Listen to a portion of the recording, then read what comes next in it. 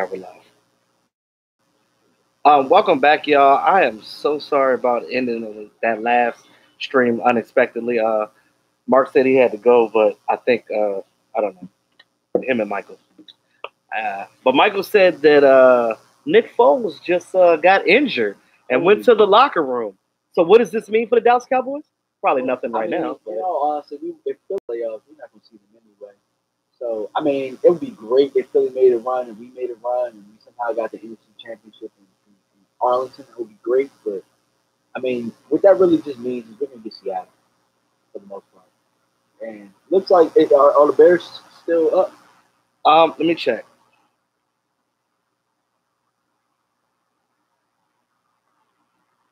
I like that camera. It makes my beard look all shiny. I know. What's going on, John?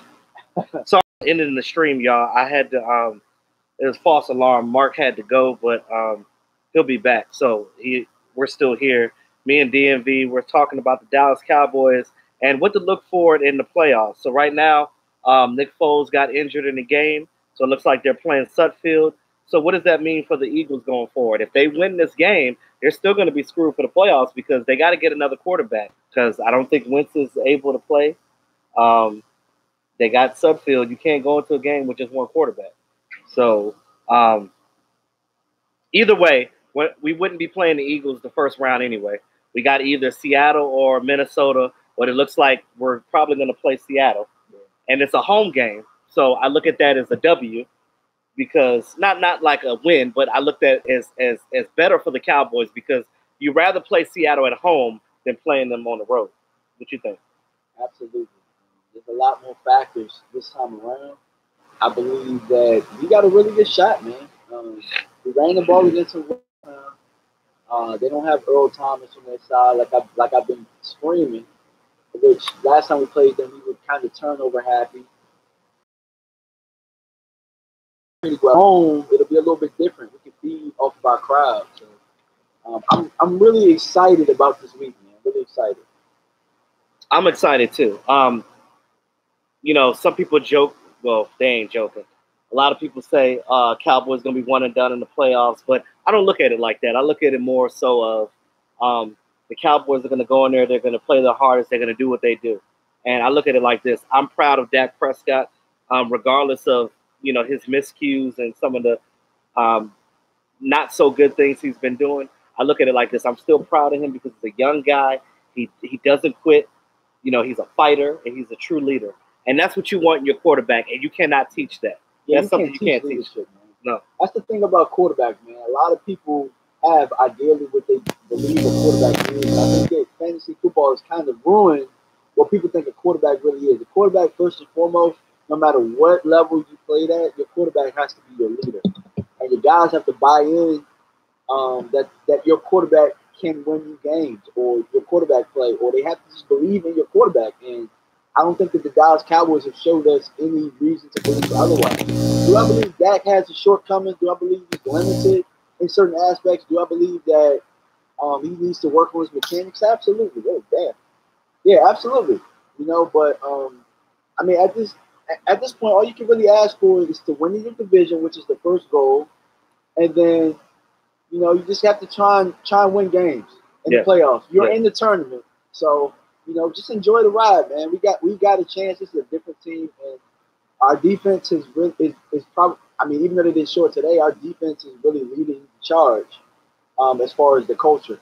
Yeah, and to piggyback on that, our defense is definitely playing at somewhat of a championship level. You look at what they're doing right now. I completely love what our defense is doing, but our offense has to stay consistent.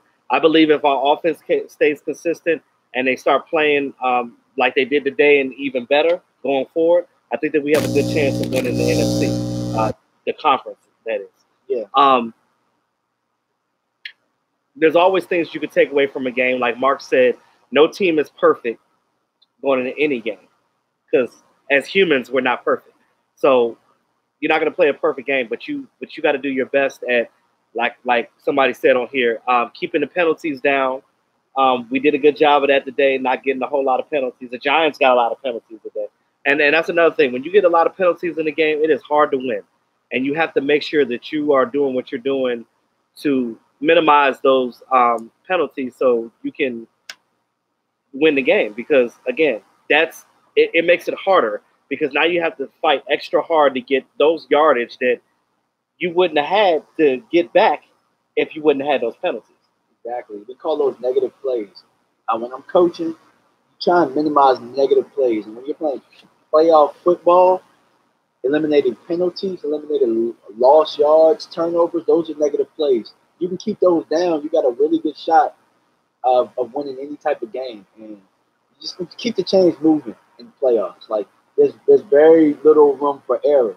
Like, regular season games are played differently. Playoffs are played at a totally different pace. And so I like the way that we ended today because that was kind of like a playoff game, the way that we ended it, the way that they approached it. Sometimes in fourth down, you're going to go for it in the playoff. You're not going to punt it. And I mentioned that. I said that going into this game, I hope that we don't just play it like it's an exhibition. Yeah. I was hoping that they were going to play hard and come hungry. And even though Ezekiel Elliott wasn't playing, I was hoping that they could come out with a W. And they did that. They did a good job with that. You know, it was a little hairy at the end. We almost thought we lost it, you know, with that last touchdown by Saquon. But they came back and they did their job. Yeah, Robert, I mentioned that in the beginning of the chat. You probably weren't back in yet. Nick Foles got hurt. I guess they got to play Sudfield. So I don't know what this means for them. Even if they do win this game and go to the playoffs, it's going to be difficult for them because if Foles has an injury where he can't play, then, you know, that automatically puts them out. But well, I mean, we thought that last year with Wentz too, so you never know, man. We did. You never know. Underestimate it's any given Doug Sunday. Peterson, man. Lubbock, Texas in the chat. Shout out to Fonz all the way from Lubbock, Texas. Arizona scored. Yeah, let me check the can you check the scores on NFL.com? Yeah. Now DT says something real cool about the defensive ends rushing the quarterback. We're gonna need that rush. That's what you need in the playoffs that we haven't had in playoffs past. That's why I think this run will be a little bit different this time. We'll see. We'll definitely see. I'm gonna check the scores. So while you're doing that, so yes, Gene, they did play hard today, despite not having Ezekiel Elliott. My whole thing is this. It was a good thing that the backups got to play because they got that confidence going forward. So when you want to win a Super Bowl, when you want to win a playoff game, everybody that's on that field has to play at a high level.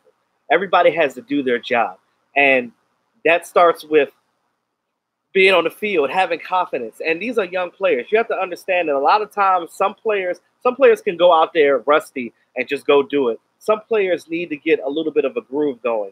And the way our backups go, you know, we have some decent backups, but my thing is, like, if you're going to get Rod Smith in there, you're going to get Darius Jackson in there, you got to get these guys some plays and get them moving. And I think that it's going to take a effort of not just one person going forward. We're going to have to utilize players that these teams are not checking for. Teams know we're going to utilize the hell out of Ezekiel Elliott. They know we're going to use Amari Cooper. So with knowing that, you have to utilize your secondary players and get them going as well. And that's important in my opinion. Okay, so I'm checking the scores. The Bears are up 13-10, 10-14 left in the fourth. They have the ball. Minnesota's 12, so it looks like they're in scoring position. They're in the red zone. All right. So that's not good for the Vikings, but they're still in the game. It's a 3-point game. Anything can happen. The Rams were up 38-17, solidifying that second seed. So it looks like the Bears will probably be the third seed no matter what happens. But Minnesota still goes in the tournament if they whether they win or lose, right? No. Philly, if they lose, they're out. Philly slides into that sixth seed. So and Philly right now is up, I believe, 17. And we don't need no ties either. We need wins and losses. Yeah, because Minnesota got that tie that messed them up. Are there any dangerous good players on the Seahawks? Steven says. Any dangerous? Yeah. Dangerously good. They got Doug Baldwin. Yes, Doug Baldwin. He didn't play well against us. Did he play against us? I don't think he played against us. No, he was still injured. Yeah, but he played last week. He's been doing damn well. Yeah, Tyler Lockett. You got to watch out for him. He's another guy that can move around pretty fast. That you have to account for his speed. He killed us the last time. And their young defense that they have right now, they are very stout. And they are coming out and they're playing hard. They're young linebackers. They remind me of like the Cowboys linebackers. They're playing, they're flying around the ball, and they're making tackles. So This is, it's not the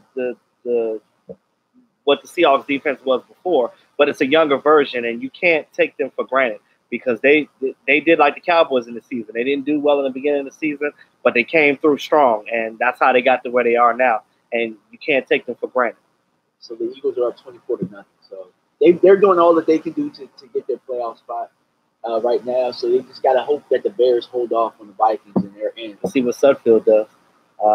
And here's the thing. You cannot rely on other teams to do your bidding. You see how we finally root for the Redskins, and they didn't even score yet. And you have to play your game. Cowboys winning this game didn't matter whether they won or lost, but you look at it like this. You still control your own destiny. You cannot rely on another team to do it for you because they're going to let you down every time. Exactly. I mean, I think that happened. Well, actually, last year we had some things fall into place, and we just didn't take care of our business. And that's what you have to do as a team. You got to take care of what you can take care of. And I'm actually happy about this team this year because it looked like it was going to fall to week 17, but we took care of business last week. And so now we're in a position to where you can get the best type of Cowboys. Tyron Smith didn't play. Jack Martin didn't play. Zeke didn't play. Those guys are going to come back fresh next week. So. Yeah. And you're right, DT. The Seahawks are always dangerous, especially with Russell Wilson. If Russell Wilson is playing, you know they're going to play hard because Russell Wilson is a triple threat. That boy can run, he can pass the ball, and he can dump that thing off to his running backs. And I'm going to tell you one thing. He is gotten so much better from his rookie year. Like, Dak reminds me a lot of when Russell first came out. Yeah. Russell wasn't that guy in the beginning that can take the team to a championship himself, but the team around him helped him.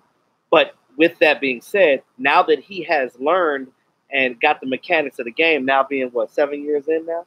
Yeah, so he's pretty much in that role, and he knows exactly what it takes to win games.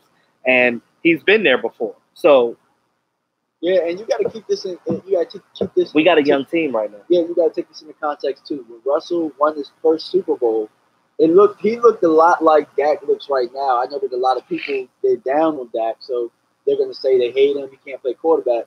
But it took winning that Super Bowl for Russell, for the coaches to really give him that trust to call plays at the line, to get the team in correct position for them to flourish. And I mean, like him or not, Legion of Boom gone, and Seattle is still here to stay. It's still a tough team. Yeah, and again, you got to come in no matter who we play, whether it's Minnesota or Seattle. And I'm gonna say this: I've said it once, and I'll say it again. Whoever we play going forward, you have to come in with that fight, that sense of urgency. This is the playoffs now. Everybody's going to be good, and everybody's going to be coming for your head. So you have to make sure that you score more points than them. Your defense has to be stout. You got to make tackles. No missed tackles. No missed tackles. Minimize penalties. And when you get the ball, and if your defense turns over the ball for you, you make sure you get in that red zone and you score. This stuff with Linehan before and not running the ball in the end zone, he did it today with Rod Smith. But let's do it with Ezekiel Elliott, like Absolutely. You're supposed to. Put a fullback in front of Zeke, man. Let's see what happens, man. Put Jameis up in there and run that damn rock. Exactly. And even still, I know that a couple of weeks ago he dropped one in the goal line, but you got to have that threat of if we don't run the ball, you can play action it, him to the flats, and get something high percentage for that. And if not, he can roll, bootleg, and he can use his legs a little bit to create some plays like he did today, off and on. Steven says Seahawks a run team or a pass team. They're both. And like I said before, he can pass the ball out. He can get that ball to his playmaker, Tyler Lockett. He get the ball to Doug Baldwin, and they got some runners out there. They can run the ball. He can run the ball in space himself. Like I said, he's a mobile quarterback like Dak is. He's a more polished Dak. He's a better version of Dak Prescott. And you look at what they have over there, they can do all the same things that the Cowboys can do, but better. So you have to make sure that you are on top of your A game if you want to beat the Seattle Seahawks, period. Now, you have a better chance of beating them at home because you somewhat have an advantage. I mean, I don't know what our home field advantage is, if it's even an advantage to us. Sometimes it is, sometimes it isn't. It really has been this year though. We played pretty well at home. Normally we play well on the road the last couple of years. Yeah. This year we played really well at home. I think that they've been some of Dak Prescott's best games. Jaguars, which a lot of people didn't have us favored in that game. We weren't favored to win that game. We blew them out. And then you look at the Eagles game. We threw for what? How many yards? Like over 400 some yards. What? In that Jaguars game? Or no, today? I'm talking about the Eagles game. He threw for like 400. It was like 390, I think. It was like close to 400. Yeah. Then the Redskins game, he played pretty good there. So I mean, a lot of people say Dak this, Dak that, but he's played well at home this year. So, and not only that, but the defense is fed off of that home energy. I don't think that at home we really had a poor letdown defensive game.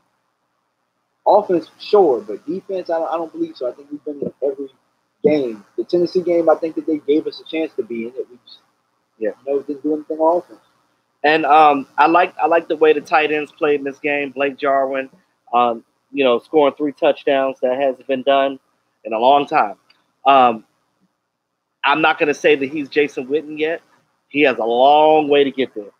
Jason Witten is a future Hall of Famer for a reason. And, Blake Jarwin is still a young guy. He has a lot to learn. But if he keeps playing like he's playing, and if he stays consistent, then, who knows what'll happen in the future. We need that security blanket, man. Yes. Playoff. Like, here's what a lot of people don't understand about New England and why they win so much. Because they have a security blanket at not only tight ends, but the running backs. Yeah. Like, they're never facing long situations like 2nd and 17 or anything like that. Like, it's always 2nd and 6, 2nd and 5. Yeah. Because like if it's not there on first, if it's not there, you can check it down and you live to fight another. Like even though a check down is not primarily something that you want, it's still a positive play. We just want to keep getting positive plays on top of positive If a plays. check down gets you 3 to 5 yards to pop, that's fine because it runs the clock too. It runs the clock. That time of possession is important. A lot of people, always say, "Oh, dink and dunk." Sometimes dink and dunk is good. You dink and dunk, but you get a couple of chunk plays in between that. That's playoff football. That's playoff football. That's playoff football. You get you some chunk plays in between there. You get you a good 18-yarder, a good 25-yarder, whether it's a run or a pass. That's what our offense has been missing consistently. Yeah, and continue that RPO with Dak Prescott because that is his bread and butter. Allow him to play his game. Allow him to call out of plays and make plays because Dak is more comfortable that way. When you have a leader on your team like that, you have to allow him to lead. Yeah, Bears winning 21-10. Okay. Woo! So, I mean, and, a lot of people say Kirk Cousins is this, Kirk Cousins is that. He took the Redskins culture and took it over to Minnesota, didn't he? Mm-hmm. Damn shame. That's what I talk about. Like, you can be a quarterback and pass all damn day. TD says, we scored 36 points on without Zeke. Yeah, we did. Again, like I said, that goes with allowing your secondary guys to play their game. It's not like our backups suck. They just haven't had the opportunity to play. Look at when Jason Witten was here. You couldn't develop a tight end for nothing because he wouldn't get nobody. He wouldn't get off the field. But as a coach, you have to be like, look, I need some of my backups to do some things on certain drives. You have to create plays for these. This is where good coaching comes into effect. You have to scheme. That's why you have a game plan every week. Yeah, we schemed well today. Like, I know that I did a video, and go ahead and check it out, guys, if you haven't already. It's Scott Linehan. I know what you meant, John. Sabotaging Dak. And I think today he laid out a really good game plan today. I give credit where credit's due. I give him his credit today, and I said that. Offense was really good today. Yeah. The play calls were good today. I know that, sometimes you might have a letdown on play here and there, but for the most part, 36 points. In the red zone, we scored touchdowns today. Scott Linehan did a very good job today. Now we have to keep that up and just keep playing to the strength of our offense. Dak was throwing pretty good in the run and toe-to-toe. Now, look, when Dak is on the run, and that's why I keep telling him, when you step up in the pocket, you're able to see around you. Because when you're back there playing quarterback and you're sitting back in there in the pocket, you can't see what's going on because these defensive linemen are coming at you. Your offensive linemen are in front of you, and you're trying to look around. You can't see the whole field from that vantage point. But we can see a lot of things because we're watching the game from an aerial view. So what we see is not what they're looking at on the field. So just because we see a guy open, they're not always seeing that guy because the coverage is blocked. But we had some open plays. Dak been throwing the ball, and like I said, he's been trying to make plays, and I got to give it to him for that. And like you said, I give Linehan his credit for calling a good game, but let him continue to do that.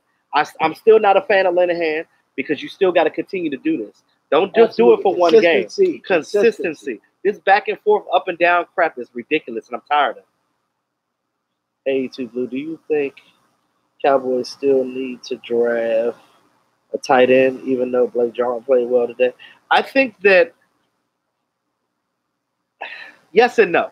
And I say no because, remember, we still got Schultz, and we still have Swain. Swain, they put him on IR because the doctor said that it wasn't enough time in the season for them to take the pins out of his wrist, and they didn't want a chance re-injuring his wrist. So he's going to be back next offseason. So I don't think that it's a dire emergency to draft a tight end next year because you got 3 guys that are capable of doing it. Now, if you see somebody in the draft that fits your scheme, that you think that's an all-around guy, by all means draft him because, depth is – you can't go wrong with that. In my opinion, after what I saw today, I'm not drafting the tight end. I'm good. Right. I saw something in Jarwin that's only going to get better with experience. Yep. And like you said, we got Swain, a veteran. He's going to be the veteran. He's going to be the Papa Bear of the tight ends now. So I think really we need a safety. I think what you saw today was the end of Rico, in my opinion. I think you don't need to keep. They didn't even give Rico a chance, though. That's what's killing me. Rico going to go to another team like Tampa Bay. And Jarwin was going to go to another team and did what he did today. The Eagles was trying to, we play the Eagles all the time, so they see our players all the time. So they're like, this little Jarwin kid might be something. And the Cowboys like, no, you don't. They went and signed him. They was like, look, here's a little extra dollars in your check just to stay here in Dallas. And that's what they were looking for with that. But I think we need a safety, though. If we're going to get anything in the draft, I think we need a safety. We need a dynamic safety, somebody that can play at and I don't want to mention his name, but Earl Thomas type of level. Somebody that's if Earl still wants to come at this point. I don't know where Earl's mindset is. When the offseason comes, who knows? Cowboys may be thinking like maybe we can find somebody in the draft because they're trying to go a younger team. They didn't sign Barry Church back. If I owned the team, I would have brought Barry Church back. He knows the plays. He knows the defense. He knows a lot of the guys on the team. And you can use them as depth. You don't got to start him. Yeah, but is Church the type of Rashard guy? And you got to give him. He's a big guy. He's that big rangy guy that Chris Rashard will want. And I believe that having him on his team would be beneficial. It would. I think, but it's not going to hurt you. Yeah, it's not going to hurt you because. But are you going to bring him in to play special teams and stuff? Because see, the thing is, you're not going to just jump him in front of Xavier and Jeff Heath with that chemistry. No, he would take Kayvon Frazier's spot on the defense. He would be that backup to Xavier. Gotcha. That's what I'm saying. I'm not saying that he needs to start. I'm saying that he can be the backup guy, but he's a veteran and he's been there before. And he's played in playoffs. Yeah, you're right. He played the playoffs several times. And look when we play nickel, they always used him as that extra linebacker on the field. That guy that was playing over the top, he was still playing the safety position, but he played down. That was when we played down. That was when we didn't have any linebackers that could cover that. That's true. We have that now, and that makes a big difference in what we want to do because you don't know if we're going to drop our guys back, or we also have 2 linebackers that can blitz and get to the quarterback. Master says, "What's going on, Master? Looking like the Sheagles are getting in. What you think if we play them again?" I look at it like this: if we play them for the NFC Championship, that would be so awesome. Because first of all, they would have had to knock out By the time we play the Eagles, they would have had to knock out the Saints. So if they beat the Saints, we ain't got to worry about the Saints. I'd rather play the Eagles than the Saints. The Saints, I think. Yes, right? it would be. They would have to play the Saints. The second. Yeah, they would have to play the Saints. So for them to get in, to play us, they would have to play the Saints. So if they knock off the Saints, they're basically going to do our dirty work, and all you got to do is handle a team that you know very well, and I'm good with that. Sandman, where you been at, bro? The Eagles just won. What it do, Sandman? Shout out to Sandman. Look, the Eagles just won, and the Bears about to win, so they're so the Eagles celebrating. Sandman, I made a couple videos, man. I've been around. What's going on, Sandman? Damn. What's going on, Farouk? Dallas about to play the Eagles again. Yeah, well, not the first game.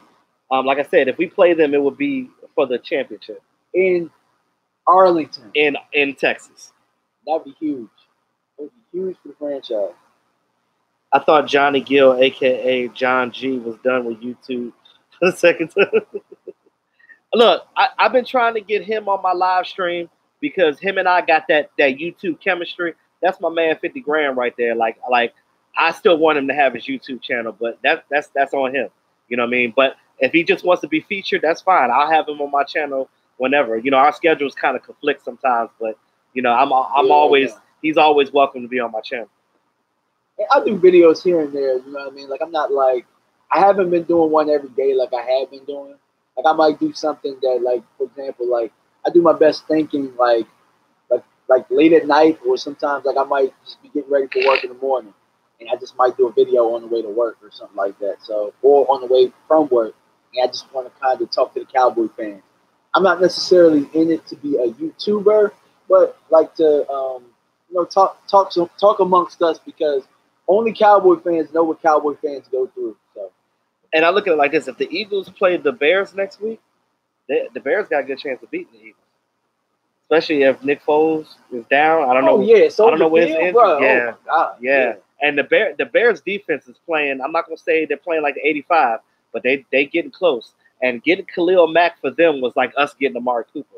Like that was like their saving grace on defense. This is crazy. That was the piece that they needed. God. The Raiders basically.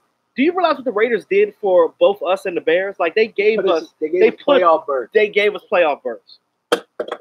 And they're not even in the NFC. But do you understand? If you look at the NFC, it's wide open, dude. It's wide the hell open. All the teams are young. Yeah. New Orleans is fairly young, even though they got Drew Brees. Outside of Drew Brees. But the Rams have never been where they're trying to go. No. The Bears have never been where they're trying to go. And even the we Rams haven't been where we're trying to go with our team. And even the Rams are messing up. Like they've been kind of inconsistent lately the last couple of games, and they don't even seem like the scary team that we thought. Now, when you look at them on paper, you're like, oh shit, Aaron Donald, Ndamukong Suh, Michael Brockers. You look at what they got on defense, you're like, damn, these dudes are coming after you. But keep this in mind, ain't nobody won a damn thing in LA. No. Look at Seattle. Other than Russell, nobody's on the West Coast. No, nobody's been to where they're trying to go. Other than Philly, if Philly were to get in, then that team, is poised for it. But because they just did it last year. But Sandman said he actually watched your segment about weak ass game plan, Linehan sabotaging day. A lot of it was a fan favorite, I guess, man. I really didn't even plan. I didn't even know that many people was gonna watch it. I just kind of did it, thought of it, but appreciate it, man. Appreciate you tuning in. Yeah, the Rams are loaded, but you look at what McVay did. He basically brought that Shanahan system over to the Rams, and it helped out Jared Goff tremendously. And this is why I kept telling you that coaching matters, guys. Look at if Dak had a great, not great, but a better quarterback's coach and a much better offensive coordinator. Just imagine what that would do for this offense, man. There's probably offensive coordinators out there that will look at this team, and if they pay attention, they're not going to be scared off, because they're going to be like, this team has talent. Why are they not doing better on offense? Because if a Joe Schmo like me that don't coach football can see that, why wouldn't somebody that's a offensive-minded individual or a quarterback-minded individual not see that? Stubbornness. Because that's one thing I will tell you, man. What up, Notorious Drunk? The one thing about coaching, man, you realize that when you coach with stubborn coaches and you coach with open mind guys, when I first started coaching, the first coach that I coached for was pretty stubborn. He knew a lot about football, but when you're set in your ways and you're stubborn, you're set in your ways. And even if you know the play is gonna fail, it's like, nah, I've been doing this for however long. This is what it's gonna be. That's what Linehan does to us sometimes. Yeah. And it's not purposeful. He doesn't do it. He doesn't do it because he's trying to sabotage the team per se, but it's more so like, I know more than you guys, so carry this out. Right. But again, with that conservative attitude and that mindset and saying that this is my way and I'm not going to listen to reason, Linehan's eyes should have been open. Look at that Eagle game. We would have lost that Eagle game if Amari Cooper didn't go to Dak. Like, look, what was he saying? Run me this hitch post route right here. And guess what? We be waiting because I'm beating this. And we would have lost that game, and we be waiting to see if Minnesota loses to that. Exactly. So I'm saying flip flop, and we be where the Eagles are right now. Sometimes you gotta listen to your players, because if your players are out there and they're and the guy's checking them and they know they could beat that guy, but the guy is on them because they know that they're only running 2 routes, and that's what they had Amari Cooper doing. They had him running two routes. Rasul Douglas ain't no idiot, so he looked at that and was like, "Oh, I'm gonna play on the inside." Amari Cooper was like, "Nah, I'm gonna go on the outside. Give me the ball so I can take that ball to the outside and take it to the post." And that's what he did, green all day. And that's what happened on that first touchdown, that long touchdown that Amari Cooper had. That wasn't Linehan. That was Amari Cooper telling Dak, "Let's do us. Come on, bro, me and you." And again, you allow Dak to run this offense, you're gonna have better results. But he still needs an offensive coordinator to lead him to the promised land. That's what I believe. And I'm a firm believer of that. And today I noticed something that I hadn't seen in a while, and I actually said it. Like, when was the last time you heard Dak check to a run? I said that a while ago. I saw it today. He called the kill. Today was the first. Check the pass to a run. Today was the first time I had heard kill in a long time. He was making a lot of the checks and stuff at the line today. So I just think that they need to. Yeah, it's year 3. He's starting to understand what he's saying. So, just let him go out there and do what he feels comfortable with. Not necessarily saying that, you give him complete freedom like you would give a Breeze or Brady at this time. But you know what I mean? Like, yeah. Let him get the offense in position to make plays. And if he can't do that, then you take it over. The problem is this coaching staff, 1, they're conservative, and 2, they don't have confidence in their players. You got to have confidence in what you're running. If you don't allow your players to have some type of to be themselves, look at what other teams are doing. They win with less talent. Yeah. And you're not going to sit here and tell me that this is a losing team or this is a franchise that can't get it done, because they can. And I'm not saying it because I'm a Cowboy fan, because I speak the facts. And I say if it's wrong, it's wrong. If it's right, it's right. And I know what's wrong and I know what's right. And I know what ain't right is the fact that you're not allowing your players to be themselves. And when you have 4 receivers that were on your team at one time, express that. 4. Dez, Bryce, Allen Hurns, and Amari Cooper. At different times, though. And even Cole Beasley said a little something. He did. He said incoherently. He did. But again, some of you guys, I know some of you guys that just be like, "Oh, it's all Dak, blah, blah." Yeah, I've said it all the time. Dak has his issues, and we know what Dak has to get better on. But the bottom line is, you can't get better if you don't have the right teacher. It's just like when you're in school. You can't teach yourself going to school. You go to school to learn. If the teacher is not teaching you, how the hell are you going to learn? It's the same thing with coaching. You got to be that person to go out there and do what you need to do to be better. Be great. That's the motto. Exactly. Dare to be great. Dare to be great.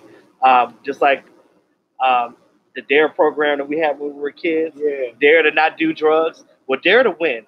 Dare to be aggressive. Dare to go out there and play your best football. The players said themselves, I want to play this game because even though it doesn't matter to some people, it matters to us because we need to get better as a team going forward if we want to make a damn Super Bowl run, and that's the bottom line. Look at the Vikings struggling at home in a winning game. Yep. Yeah. You said it, That's Sam, your man. boy Kirk Cousins. I kept trying to tell people this. Yeah. I pounded that in the sand. I won a $50 bet. I know $50 ain't a whole bunch of money for a bet, but before the season started, I bet a Minnesota Viking fan that the Cowboys would have a better record than the Vikings because you guys got Kirk Cousins. And everybody sweared up and down that just because you take a passer and you put him in a situation with a winning team, all of a sudden it's going to, be what it is. But what Minnesota did was they lost their identity. They were a tough, gritty team, and they became what we used to be. Yeah. They became what we used to be when we had Romo. Yeah. That's what they became. Yeah. I love Tony Romo, but we were not a tough football team.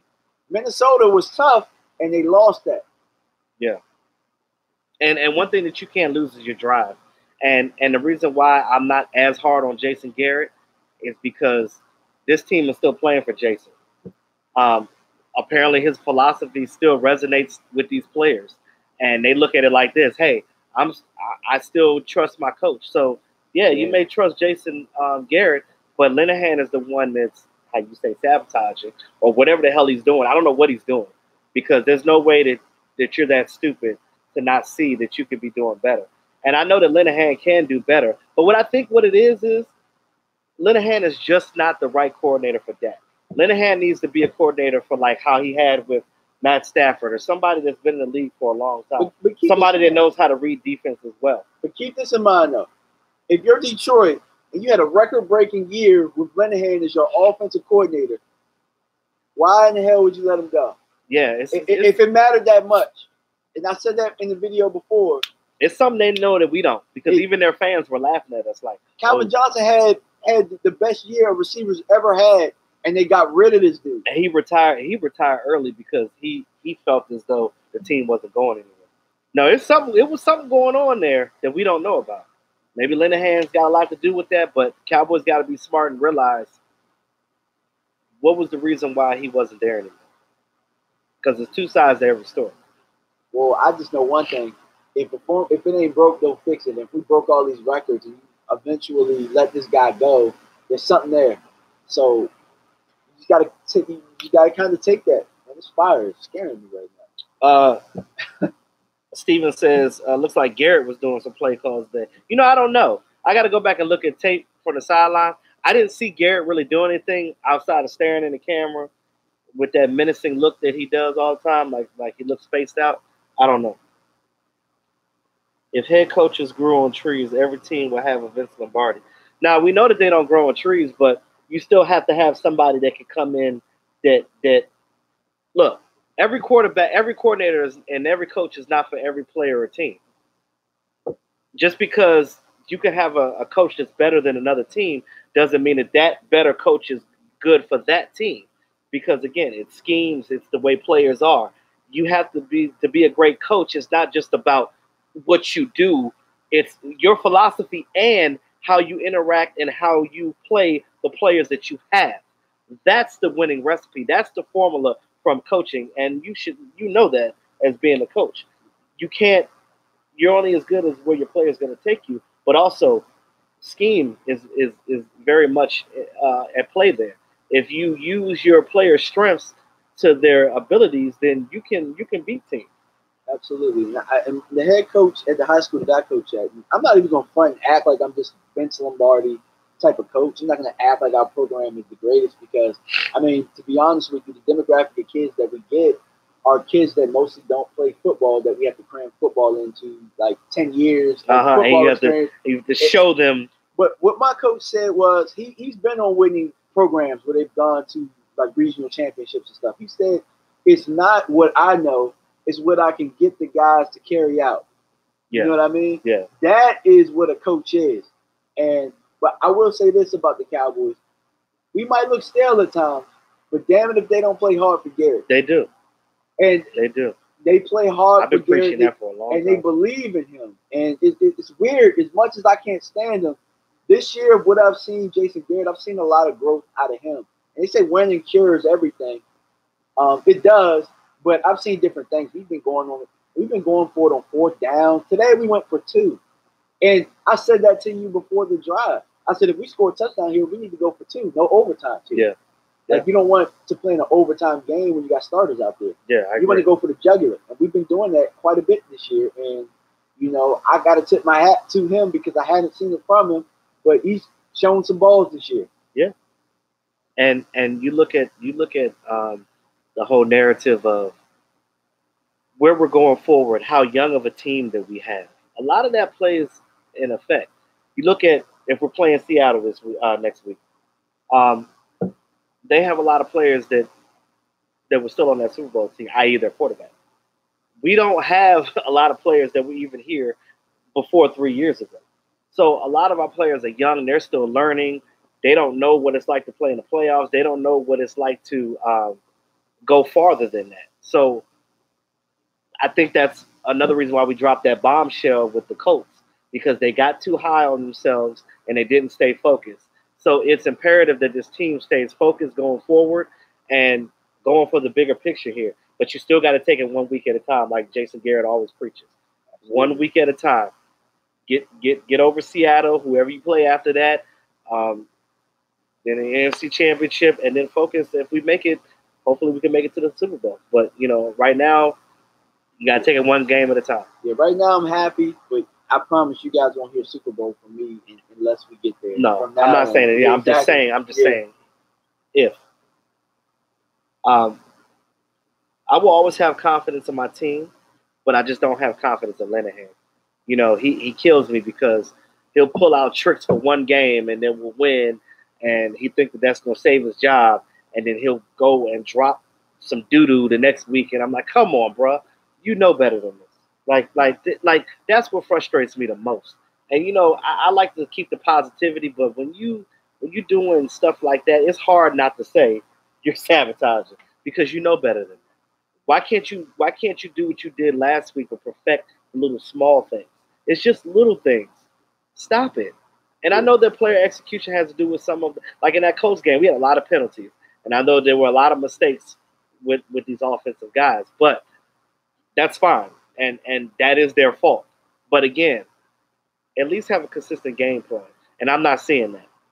I'm not seeing it. Not seeing it, but you never know, man. They don't adjust. Playoff run will change some things for you. So I'm just curious to see next week the type of things that we do. Hopefully we can continue some of the things that we did this week.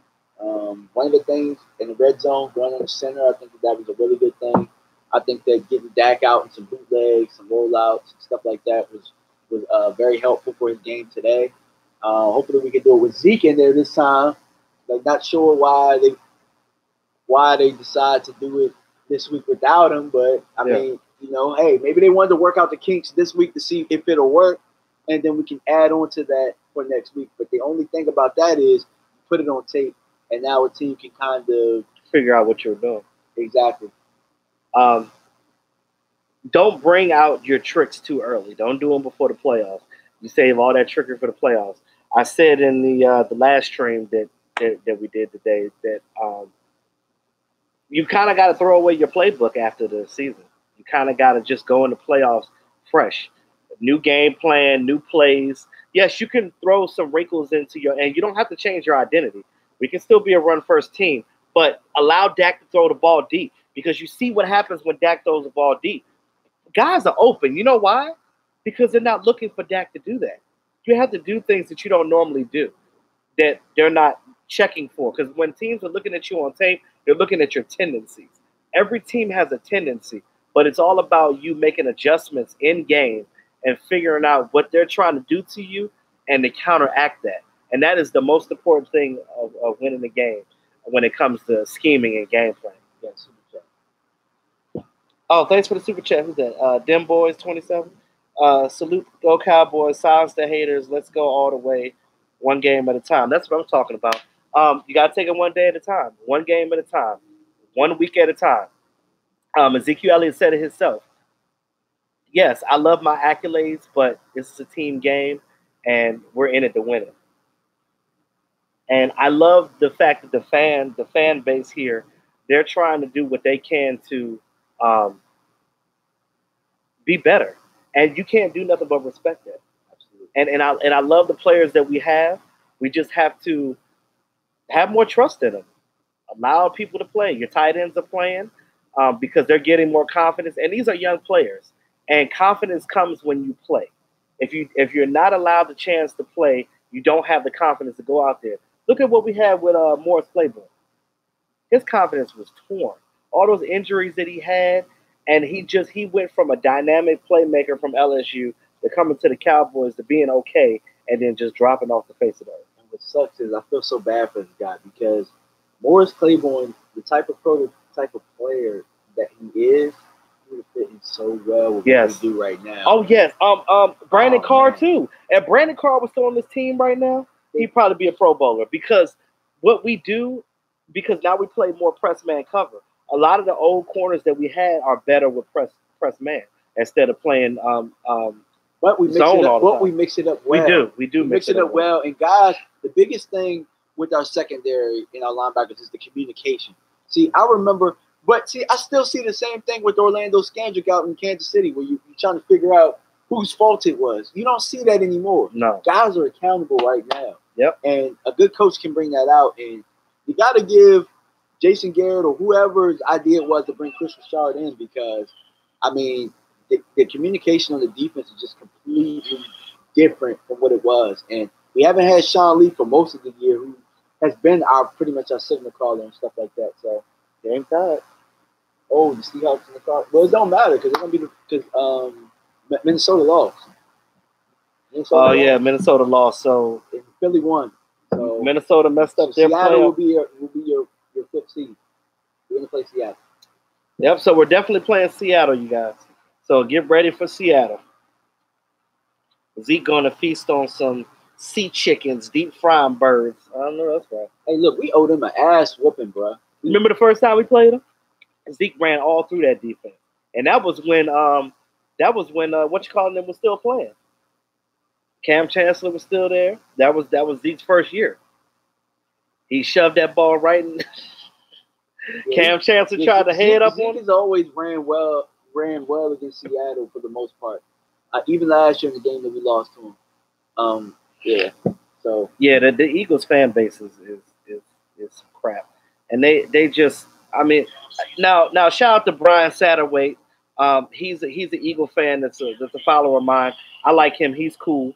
But some of them Eagle trolls are just off the chain. Like they come in here with their heads held high and they're flying Eagles fly, and they're just terrible, dude. So the Bucks fired Dirk Cutter. Yep. So Tampa Bay job is open. Well, Rams definitely winning that game. Let's see. Yeah, Seattle probably just let their foot off the gas, man, because at the end of the day, they probably – I'm not watching the game, but I'm fairly certain that they already know where they're going to be. They know that week one already. Yeah, they so know they're who looking they're like play. They're like, oh, well, let's get ready for the Cowboys next week. Got the food on. It's a little nippy out here. We're in the backwoods of Virginia. In the backwoods. Wait, what is this? These playoffs could come down to the best defense. Yeah. And again, we have a good defense. Seattle has a good defense. A lot of these teams that's in the playoffs right now have pretty damn good defense. Now, and look at the AFC side. I hope somebody knocked the Chiefs out. Because if somehow, some way we do make it to the Super Bowl, I don't want to play the Chiefs. But the Chiefs, man, the thing about the Chiefs is if you're physical with their ass, you gonna get what Seattle gave to their ass last week. Yeah. Especially if it's outside. Yeah. And you hitting their ass. Yeah. Pause. Yeah.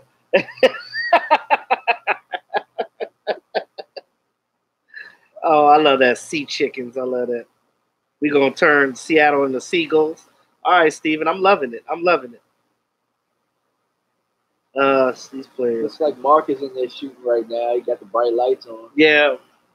I don't think he's live streaming. I think he's recording.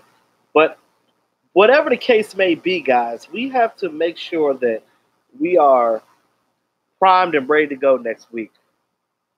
Cowboys Nation, are you guys excited? Because I'm telling you right now, I am. I'm ready to go. I'm not going to hit the Jason Garrett clap. No, it's that clap right there is the clap that let's go. How about them Cowboys? and that's where we go. Now, what do you think about now as far as our chances with Seattle? What do you think is the best way to scheme for them? The best way to scheme for them is defensively. The best way to scheme for them is like we always do with Russell Wilson. You always know that the most dangerous part of Russell Wilson's game is not his arm, it is his legs. Yeah. And it's him being able to move around and create chunk plays with him running around the pocket and stuff like that. So you can't just rush him upfield like we do everybody else. You got to kind of contain, make sure that you keep him in the clog because he's also 5'10", and it's really hard for him to he's a short guy.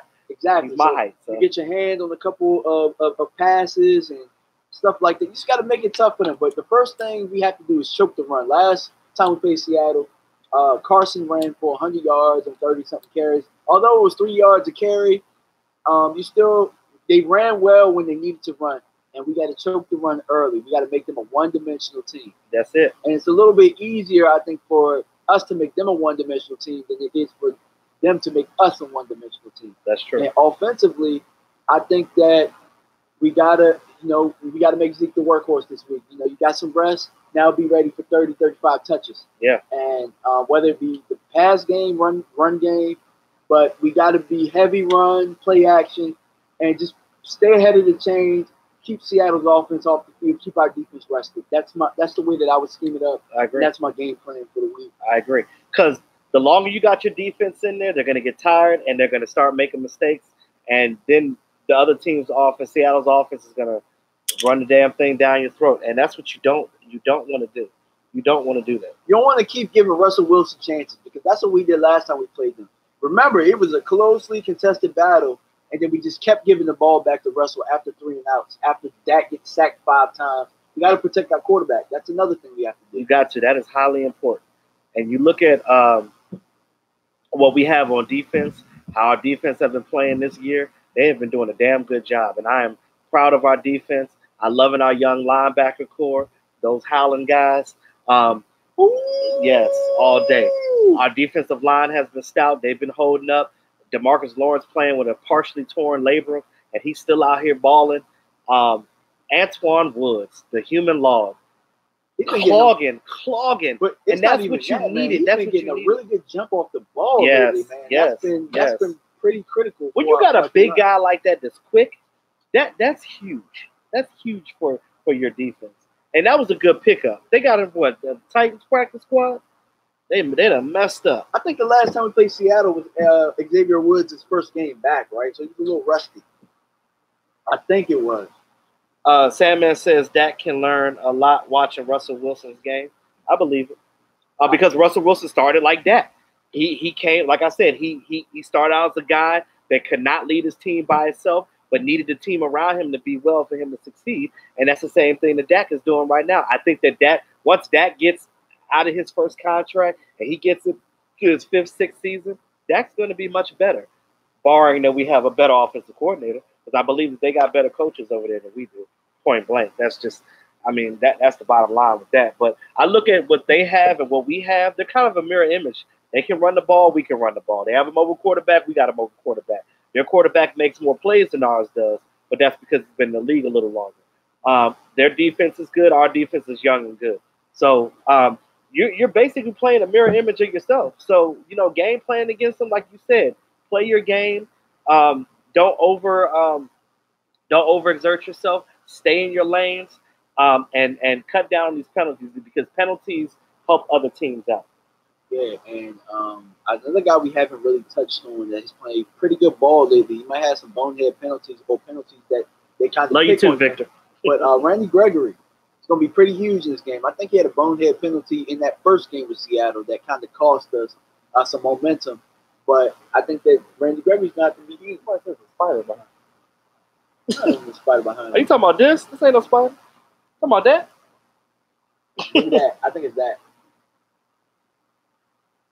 What, the wind chime? Yeah, right here. Looks like a spider hanging. There ain't no damn spider.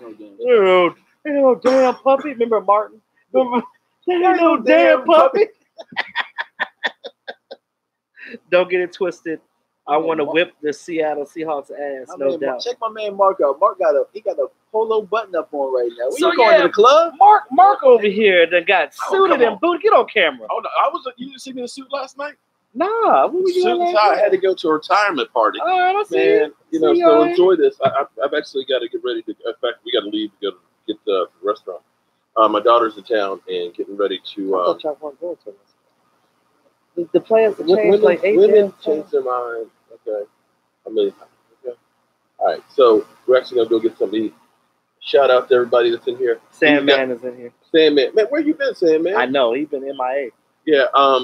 You know what? I hadn't had any chance to really get some stuff up and done. I've been busy between Katie's channel. Okay. I'll be there. Yeah. See, gotta go. But shout out. I'll have my final words and stuff after I get back and everything else. Guys, just turn off the fire. The keys right How here. you doing? Right here. The keys right here. Turn the fire off. Okay. And turn the light switch off. And good to go. Okay. All right. Take your time. You can be here all night if you want to. Oh no, we're I just wanted to do like 10 more minutes and we're out. Oh, with this shotgun, how do you because I was gonna take the one on the left. How do I take that off? Just unscrew this. It just unscrews off of there. Okay. That right I gotta there. find me a holder for it. Well, you can take that. This is actually a holder for the thing. This will actually go into a camera. So, Hey. Just take the whole thing and you can put it on like a mic. Okay, cool. All right. Tell the family I said hello. Okay. Tracy. Oh, okay. It's just Michaela Michael. Yeah. Eagles versus Bears, Seattle versus Cowboys. Oh, you turn this thing off. He said a key. He said a key in his hurt. Oh, that key that's like a hang. I just got there. Shit, I ain't can't. Hold on. Let me see. Oh shit. Oh, yep, that's it. All right. Don't get your dreads on fire. Like, Shaw! Damn it! Ah, my dreads. Oh, my kryptonite. No. They said we play Saturday. Yeah. Oh, even better. Yeah. I mean, I'm getting drunk. So what's going on? Getting drunk for the game. What's going on Saturday? Oh, we definitely got to do a live stream. Got to. Got to be right here at the man cave. Three's Company, LOL. I like it here better than the bar. I actually like being here better than the bar because it's more of an intimate atmosphere. We got this. I mean, because at the bar, it's like after the game, he's like, "Oh, we gotta go home." It's better too. He does. Mark's wings are way better than anything else that I've ever had in my life. I'm trying to get them home to my wife, and we'll see. Last time ain't half of you driving, you got wing sauce on the steering wheel. You about to flip into a ravine over some wings? Like, that is ridiculous. But yeah, Master says, we on fire, baby. Go Cowboys. I'm loving the positivity with the fans right now. I'm loving it. First of all, my particular subscribers are awesome. Mark got a lot of trolls, but I got some of them that try to come in here too. But my core fan base is awesome. Yeah, man. I love you guys. I really do. Comments, man. Shout out to you guys, man. You have there's no trolls in here, man. Everybody seems very knowledgeable, very intelligent. I love it. I normally have a pretty clean live stream. Hi, hello from Texas. I'm a real Christian cowboy. Are you guys? Oh, here we go. Oh, you guys are coming. Here we go. Lesbians. We got our first. Here we go. Here we go. We were just talking about that. Anyway. Gonna get that out of here. That's funny. Mark needs a flat screen out there. And he actually does. He says when it gets cold, it does kind of acts up, so he takes it in. But yeah, he does have a flat. He has a flat screen out here that he keeps in it's like an outdoor type of bar area that he has, but it's facing the other way. It's underneath the deck area, so it doesn't get rained on. My goal is to get one of these in my backyard. I'm actually probably going to buy the pieces and stuff like that and just get Mark to help me wire the propane tank. Because, you ain't never been to my house before. Right? So the way my backyard is, he built me a circular bench that's back there. So I just need to get some nice cushions for him. And I painted it charcoal gray that match my interior in my house. So when I get because I'm going to get a circular one to match the curvature of the seating. So basically we could sit all the way around it. So I could put a camera here and it'll show the whole circle. It's like a round table actually. Yeah, that's you when you want the round table talk out in the back. Yeah, and see that was my whole thing, trying to create the round table. What's up, Paul Raw Dog? Raw dog. Raw dog. You like to go raw, baby.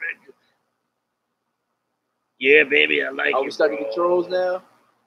Yeah, I don't know what's up with that. Yeah, I'm gonna need you to get out of that. Yeah, so last thing I want to say before I end the stream. I love what we did today in the game. It was a nail biter. Like we almost let that one slip. Now, granted, we didn't need the game, but I wanted us to be 10-6 because 10-6 looks better going to the playoffs than 9-7. Absolutely. Because now the Eagles won. Now they're 9-7. So you kind of don't want that same you don't want that same record going in there and you actually being a higher seed because you won the play won a division. You want to win a division in outright in dramatic fashion, and that's how I feel about it. And at the end of the day, that's where we at with that. What you guys, E2 and the Knights of the Round Table. You know what, Manster? I might call it that. Dilly dilly, brother, dilly dilly. and you know what? I got a whole freezer full of Bud Lights in the house too, so we can Bud Light it up. Dilly dilly at the crib. Like I was trying to get everybody to come to my house to do a live stream because I have that yard space. But I just got to get this because it's cool outside. So I want to make sure that I get the thing, and I'm gonna get some lights put around my. I got almost like a little. It looks like a Christmas tree that's behind there.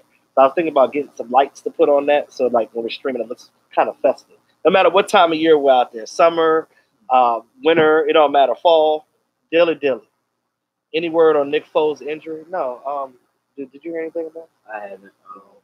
To be quite honest, I'm not even worried about Philly. They're in the playoffs, yeah, but we ain't gonna face them unless we win the NFC Championship. My main focus. They might be one and done. If Nick Foles don't play, they're gonna be in trouble. My main focus is Seattle right now, bro. Yeah, that's what I'm worried about. I'm worried about Russell Wilson and the aforementioned Seahawks.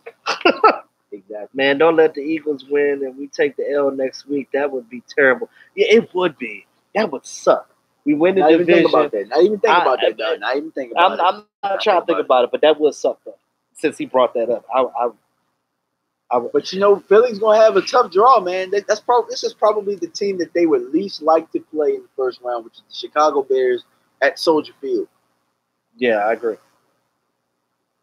That's gonna be tough. Yeah. It's going to be cold. Yeah, they're playing against the Bears. And if you don't know how to play in the cold, but your running backs count. And the thing about the Eagles, they have a lot of shifty backs. You look at Wendell Smallwood. You look at Darren Sproles. You look at, what's the other guy? Clement. You look at those guys, and Sproles is the same age as me, and he's still out here balling. But he knows how to win. But my whole thing is this. That's the thing that the Eagles have going for them. They got that. They got a dynamic tight end, and they got Alshon Jeffrey, big tall butt. But again, I'd rather play the Eagles than anybody else because we know them. They are in our division, and it's that rivalry. And it's going to be crazy. I need Chicago to go out there and bust them in the mouth early next week. Man, I need us to bust Seattle ass in the mouth early, pause. Because I know how people think, but pause. But yeah, we need to punch Seattle in the mouth. And get them out of there. That's why I hope Nick is out. Yeah, I hear you. Because I don't like playing against Nick. He knows how to play us. We have to run the ball down Seattle throats. Agreed. Eagles are going to lose. Hope so. Dude, stop lying. The Eagles don't have a chance in hell. Man, we kept saying that. We kept saying that last year, man. We said that last year, but then here in Mark's house and watched them beat the Falcons. I was like, all right, that was a fluke. Yeah. And then you saw him win again. Oh, it says Nick Foles have broken ribs? I kind of feel like you can still play with broken ribs, though. You can, and they might still do that. It just depends on if it's a fracture. Yeah, they're gonna put a flax suit on them like they did Roma. Yeah. Please tell me you just watch Moses snatch the Steelers' hopes of going to the playoffs away. Go Ravens! Whoa! Oh, that's my wife. Hey, man! Shout out to the missus and her Ravens. They won. Oh, that's my wife's favorite team too. Mm-hmm. Yeah, we talked about that. Yeah, we talked about that. Go figure. Great minds think alike, huh? Shout out to the Ravens. The Ravens got the same record as the Cowboys, 10-6. Go figure. Redskins had the worst offensive performance I've ever seen. They were tanking, man. Y'all, they're gonna have to get a quarterback. Look, I'm gonna say this about the Redskins, and I feel like the Redskins had it, and you know, I'm gonna say something positive about them. You know, I feel like the Redskins were on a good little roll. They had a good little roll going. They lost 2 quarterbacks, kind of the same injuries, and now you're down to Josh. What is his name? Josh Johnson. What's his name? Josh Allen. Yeah.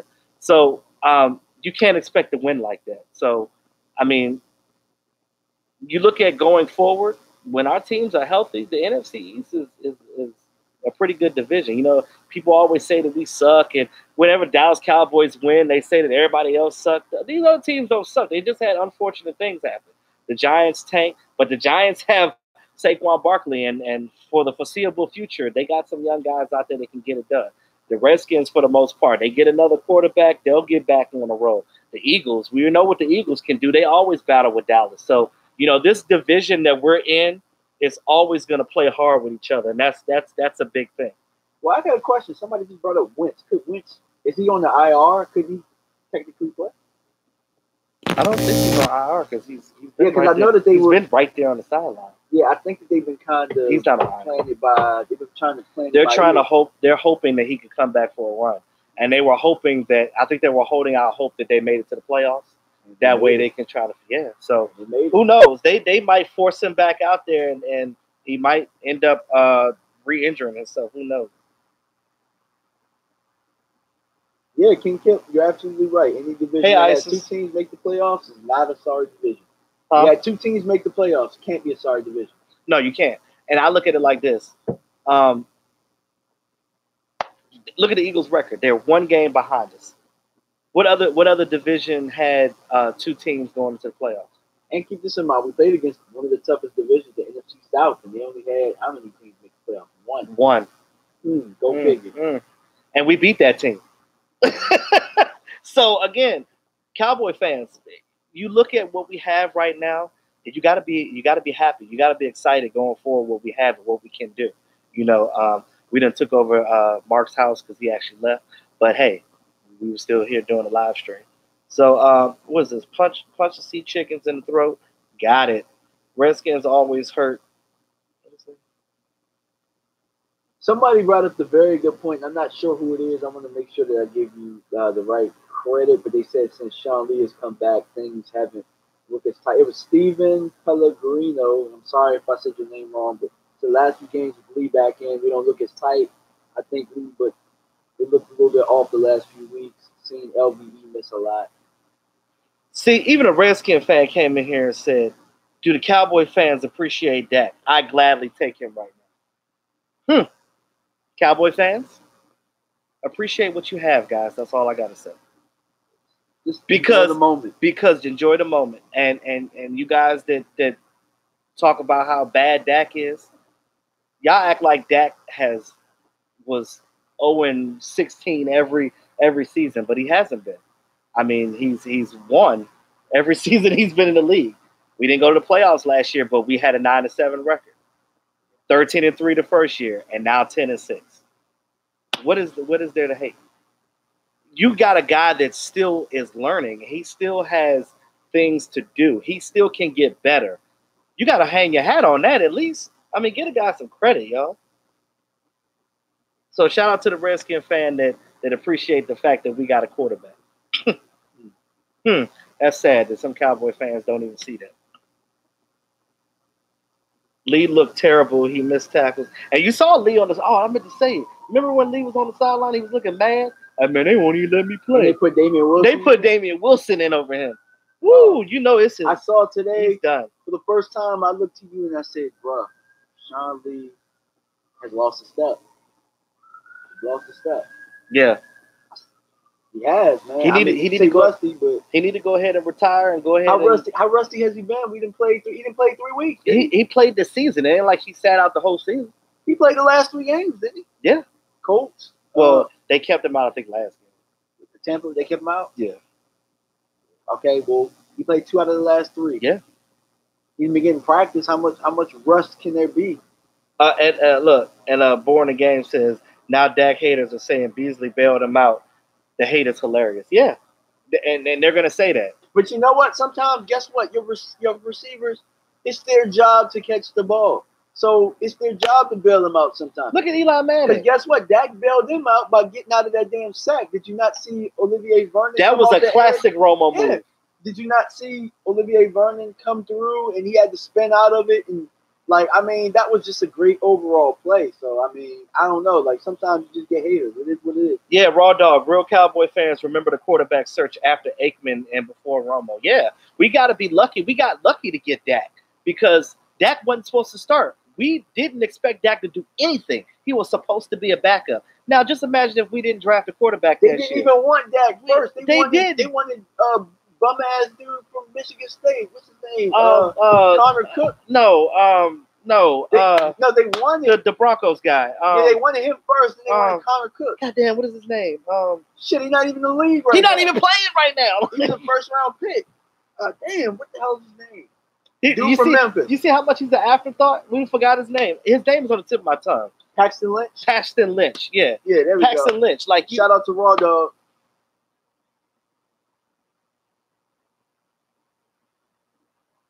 Hey.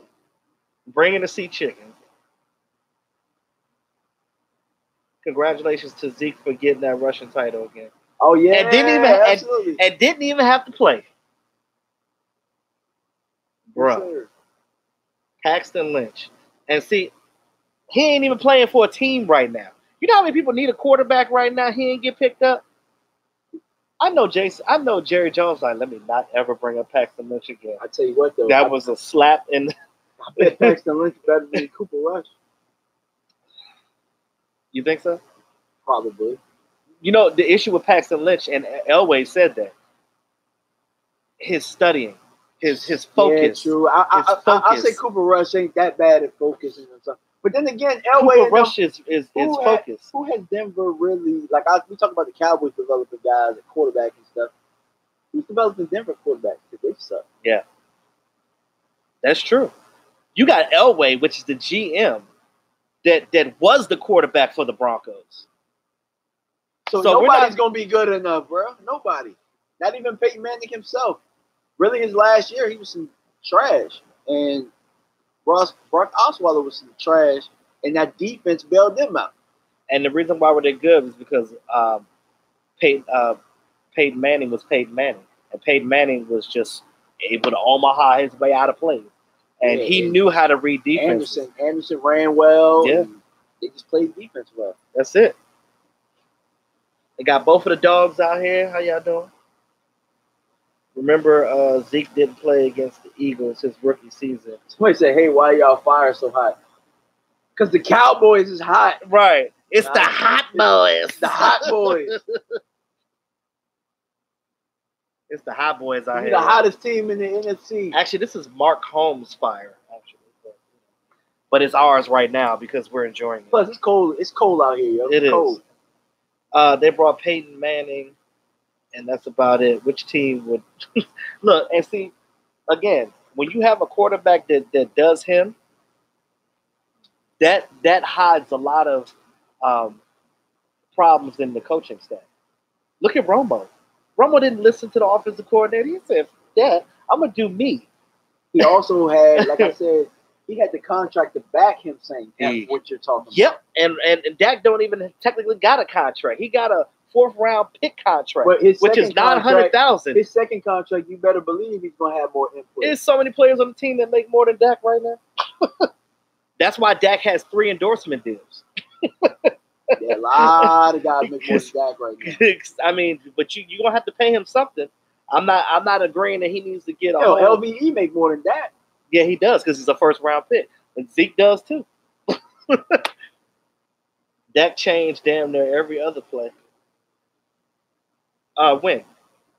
I think today he had more input. Today he had more input than I've ever seen him have as a Cowboy quarterback. They allowed him to. For whatever reason, hello, Sheila.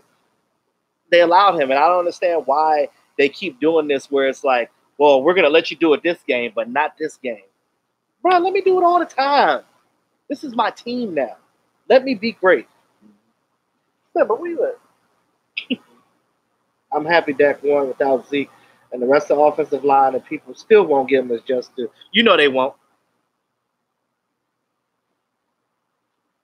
I heard Dak make $11 million in endorsements. He might. And again, them endorsement deals are huge, and that's why he chose them. But he was smart. He chose the right ones. He got Campbell's. He got Oikos that he actually stole from Cam Newton after Cam Newton made that sexist comment. What's his third endorsement? He's got another one. I forgot what the third one is, but yeah, he's making some bread on that. But he still needs to make his money with the team though, because endorsements are not going to be there all the time. That's money that you put in the savings that you get. Come on.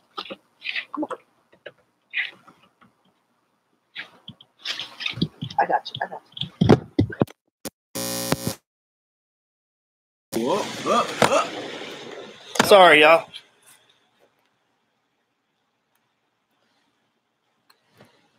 Oh, I just broke my.